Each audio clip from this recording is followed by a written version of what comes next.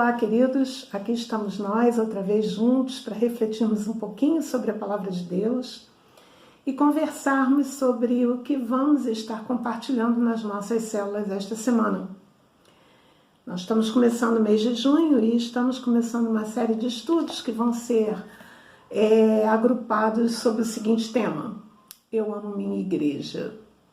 Talvez esse tema pareça para você meio nostálgico, né? Já que a gente está vivenciando esse tempo de isolamento em que não podemos estar expressando os entranhados afetos de misericórdia na forma daquele abraço gostoso e, segundo alguns, naquela hora também do lanche gostoso no final da célula, mas com certeza estamos mantendo esse vínculo que nos une e nos faz ser participantes de um mesmo contexto. E o contexto, nesse caso, é a nossa família espiritual. A igreja local da qual fazemos parte, mas que pertence à igreja muito mais ampla, que é formada por todos aqueles que se chamam pelo nome do Senhor, todos aqueles que já tiveram um encontro com Deus e então fazem parte dessa família. Eu gostaria que você abrisse a sua Bíblia ou ouvisse a leitura do texto de 1 Pedro, capítulo 2, a partir do versículo 4, que diz assim: À medida que se aproximam dele, a pedra viva, rejeitada pelos homens, mas escolhida por Deus e preciosa para ele, vocês também estão sendo utilizados como pedras vivas na edificação de uma casa espiritual, para serem sacerdócio santo, oferecerem sacrifícios espirituais aceitáveis a Deus por meio de Jesus Cristo. Pois assim é dito na Escritura: Eis que ponho em Sião uma pedra angular, escolhida e preciosa, e aquele que nela confia jamais será envergonhado. Portanto, para vocês, os que creem, esta pedra é preciosa.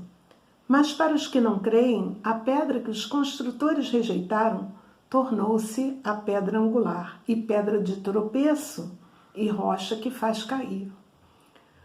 Os que não creem tropeçam porque desobedecem à mensagem, para o que também foram destinados. Vocês, porém, são geração eleita, sacerdócio real, nação santa, povo exclusivo de Deus, para anunciar as grandezas daquele que os chamou das trevas para a sua maravilhosa luz.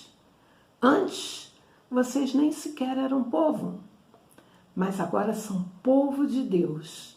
Não haviam recebido misericórdia, mas agora a receberam. Esse texto vai ser base para o que a gente vai conversar hoje, e eu vou abordar aqui de uma maneira mais sucinta, mas nas células nós vamos poder conversar isso de uma maneira mais rica. Eu fico pensando que esse tempo que nós estamos vivendo, ele trouxe para a gente alguns aprendizados interessantes ou algumas constatações que a gente precisa deixar registradas para se lembrar depois. A primeira delas é a falta que nós sentimos um dos outros. Como faz falta, não é mesmo? Como faz falta aquele encontro, tanto nas nossas celebrações de domingo, quanto aquele encontro nas casas, quanto aquele encontro nos eventos informais em que a gente celebra um aniversário junto, acompanha a história um do outro junto, participa de serviços à comunidade, como através do projeto social, tantas outras coisas. Isso faz falta. A falta que sentimos um dos outros, ela só aumenta com o tempo. Saudades da comunhão e da celebração.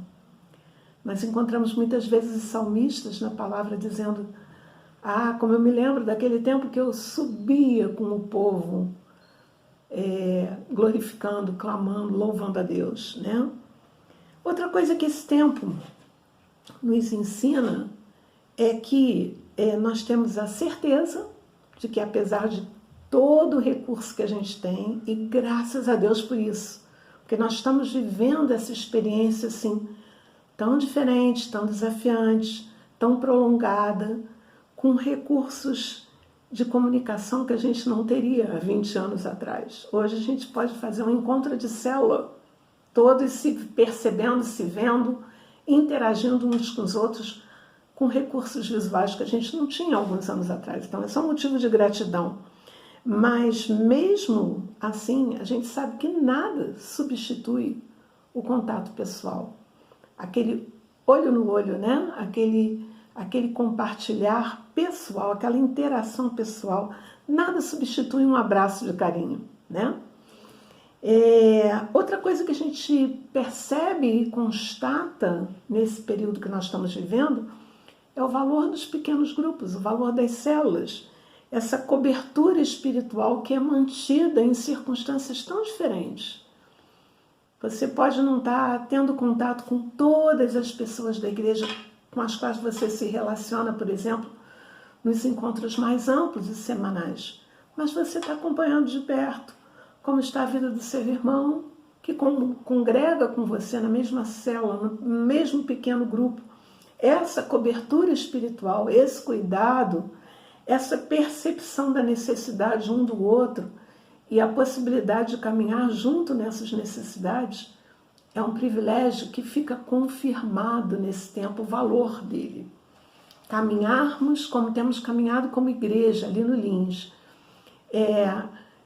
priorizando os relacionamentos com todas as falhas que certamente temos, mas priorizando, buscando crescer nesse caminho, o valor disso se confirma em tempos como esse. Nós louvamos a Deus por isso. Outra coisa que a gente percebe nesse tempo é que aquela palavra, que a gente chama de neologismo, uma palavra que é criada, uma palavra recente, que você certamente já ouviu, desigrejado, né? Uma pessoa que é desigrejada, ela se professa crente no Senhor Jesus, mas dispensa a necessidade de estar congregando com outros irmãos. Ela crê que pode ser crente sozinho. E isso não funciona. Tempos como esse nos mostram a importância da comunhão. Isso não funciona também porque a Bíblia diz isso. Salmo 133 diz: ó, quão bom e precioso é viverem unidos os irmãos. É como o óleo que desce sobre a barba de Arão, é como o orvalho nos montes de Hermon. Ali ordena o Senhor a sua bênção. Ali onde? Nessa comunhão preciosa entre os irmãos. Então, tempos como esse têm nos mostrado que essa filosofia ou essa maneira de pensar de que podemos ser crentes sozinhos, independente dos outros, ela não funciona, não tem sustentação bíblica. E por quê? Porque a ideia de criar a igreja foi do Senhor Jesus. E ele sabia o que estava fazendo quando criou a igreja. A igreja hoje também é mais uma das coisas que a gente constata nesse tempo. A igreja não é o templo físico onde nos reunimos. Elas não são aquelas 4 paredes dentro das quais nós nos reunimos, nós cantamos, nós nos relacionamos. A igreja somos nós. E o texto que nós lemos mostra isso. Ele diz que nós somos nação santa, povo exclusivo de Deus. Antes vocês nem povo eram, mas agora vocês são povo de Deus. Vocês são casas, vocês são pedras vivas. Versículo 5 de 1 Pedro capítulo 2. Vocês estão sendo utilizados como pedras vivas na edificação de uma casa espiritual para serem sacerdócio santo. Então, essas pedras que compõem essa edificação, elas precisam umas das outras. Nós estávamos falando recentemente sobre a importância da família. Na verdade, no culto de domingo passado à noite, nós estávamos falando sobre esse valor, a família, e como Deus usa a figura da família para representar o seu relacionamento conosco. E mais especificamente, a igreja. A igreja, ela é comparada nas Escrituras a 3 imagens muito interessantes. A primeira é a de família, nós somos feitos família em Cristo.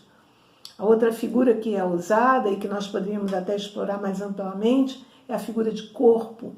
Na verdade, Nominalmente, a igreja é citada como corpo de Cristo, de quem Cristo é o cabeça. Nós somos membros desse corpo. E a outra figura que é usada nas Escrituras para expressar a ideia da igreja é a de uma edificação. Então, nós somos, como lemos aqui em 1 Pedro 2, nós somos pedras vivas que edificam essa casa do Senhor. E quando a gente pensa em essa palavra templo, onde é que Deus habita? Somos igreja, nós somos o templo do Senhor, em que sentido?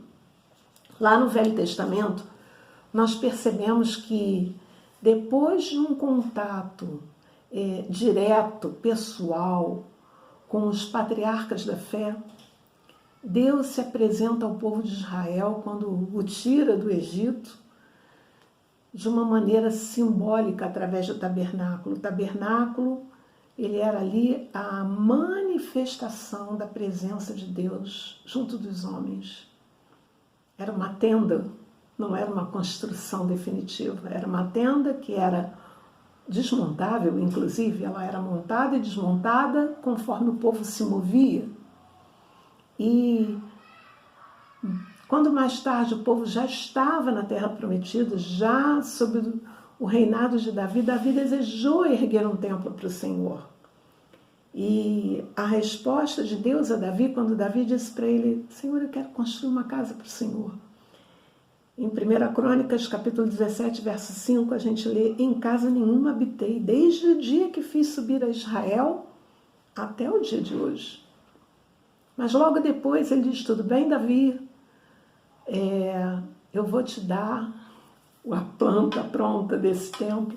Quem vai construir esse templo não vai ser você, vai ser seu filho Salomão. E efetivamente, Salomão, após assumir o trono que Davi passou para ele constrói esse templo e consagra esse templo ao Senhor. Mas uma das exclamações que Salomão faz na hora da consagração desse templo, ela me chama muita atenção. Ele diz assim para Deus: mas de fato, habitaria Deus com os homens na terra?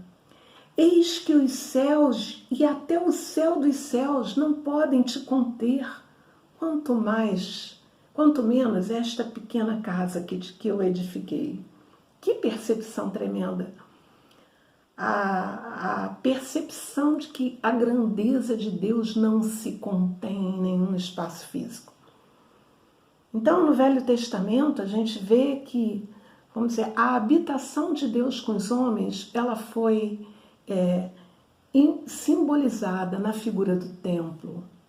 As pessoas iam ao templo, havia até peregrinações ao templo. Alguns dos salmos que nós lemos e cantamos, eles são salmos de romagem, cânticos de romagem, que o povo cantava quando se dirigia para o templo.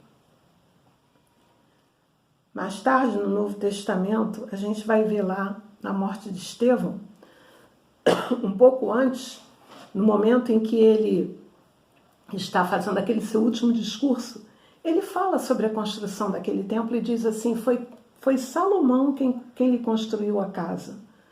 Todavia, o Altíssimo não habita em casas feitas por homens. Como diz o profeta: o céu é o meu trono e a terra o estrado dos meus pés. Que espécie de casa vocês me edificarão? Está registrado lá em Atos capítulo 7, verso 47 a 49. Então, sempre as Escrituras estão mostrando que qualquer configuração para conter a glória de Deus é pequena demais para a sua glória. Mais tarde, no ministério de Jesus, nós vamos ver, no encontro que ele tem com a mulher samaritana, aquele momento em que ela diz: onde é o lugar certo de te adorar? E Jesus responde para ela assim: mulher, você pode crer que a hora vem, quando nem neste monte, nem em Jerusalém, vocês adorarão o Pai. Mas vem a hora, e já chegou, em que os verdadeiros adoradores adorarão o Pai em espírito e em verdade, porque é esse tipo de adorador que Deus procura. Então, quando nós pensamos sobre a habitação de Deus, e o tema do estudo dessa primeira semana nas nossas células é a casa que Deus deseja. Na verdade, Deus deseja uma casa onde Ele possa habitar. Não porque Ele já não tenha uma, mas porque Ele quer habitar no coração do homem. Nós vamos ler lá em Coríntios também. Vocês não sabem que vocês são o templo do Espírito Santo? E que o Espírito Santo de Deus habita em vocês? Então, Deus só vai habitar no templo que Ele mesmo construiu. No caso, a sua igreja, aqueles que foram lavados e remidos pelo sangue de Jesus, são a habitação de Deus. No Novo Testamento, fica claro que essa casa de Deus é a sua igreja. E a sua igreja é composta por aqueles que se chamam pelo seu nome, por aqueles que foram lavados e remidos em Jesus. E se nós observarmos esse texto de 2 Coríntios, capítulo 6, verso 16, que eu já citei aqui, ele diz assim: pois somos santuário do Deus vivo, como ele disse, habitarei neles e entre eles andarei. Eu serei o seu Deus e eles serão o meu povo. Então, o templo de Deus não pode se conter num prédio, mas ele também não pode se conter num indivíduo apenas. O templo de Deus não é um indivíduo, mas é uma comunidade, é uma família. É aquilo que ele chama de corpo, é aquilo que ele também chama de edificação de templo, no qual ele habita, construído por pedras vivas que somos nós. Individualmente, nós somos apenas parte desse corpo, partes isoladas do templo de Deus. E sem os outros membros da casa de Deus, nós não podemos ser a expressão completa desse templo. Paulo afirma em 1 Coríntios 12, que é aquele capítulo que fala sobre o corpo de Cristo de uma maneira tão detalhada, em que ele faz a comparação até com a anatomia humana para que a gente entenda que nenhum membro desse corpo pode ser autônomo e dizer que não precisa do outro. No verso 27 ele diz assim: ora, vocês são o corpo de Cristo e individualmente vocês são membros desse corpo. Então, eu, pessoalmente, individualmente, sou membro desse corpo. Você, individualmente, é membro desse corpo. Mas nós, conjuntamente, somos o corpo de Cristo. Precisamos uns dos outros, não funcionamos de maneira autônoma. Ao comparar a igreja com uma construção, Pedro afirma: também vocês, como pedras que vivem, são edificados, casa espiritual. Que privilégio a certeza desse pertencimento. Que privilégio saber que juntos nós somos a edificação na qual Deus quer habitar. Esse é o tema basicamente que queremos abordar nessa semana nas nossas células. Somos membros uns dos outros e somos a casa que Deus deseja habitar. Esta casa é uma comunidade na qual ele se sente à vontade. Ele diz: habitarei neles. Ele vai fazer em nós morada. Essa casa que Deus deseja é uma comunidade na qual Cristo pode se expressar plenamente. Ele diz: entre eles eu andarei. Ele vai se manifestar em nós, neste contexto, nessa comunidade que é a igreja. Finalmente é uma comunidade na qual Ele é a autoridade suprema e nós nos tornamos o seu povo amado. Eu serei o seu Deus e eles serão o meu povo. Então, Deus é devidamente respeitado nessa edificação que somos nós. Ele é a cabeça, Ele é o Senhor, Ele é Pai, Ele é Rei e Ele é pedra angular. O Senhor Jesus Cristo é a pedra angular dessa construção e nós nos tornamos o seu povo amado. Seu corpo, seus filhos, pedras vivas desta construção a quem Ele ama. Deus o abençoe. Que esse tema seja enriquecedor na hora que a gente estiver junto e percebendo a realidade do que a palavra de Deus afirma a respeito da sua igreja. Que Deus o abençoe. Amém.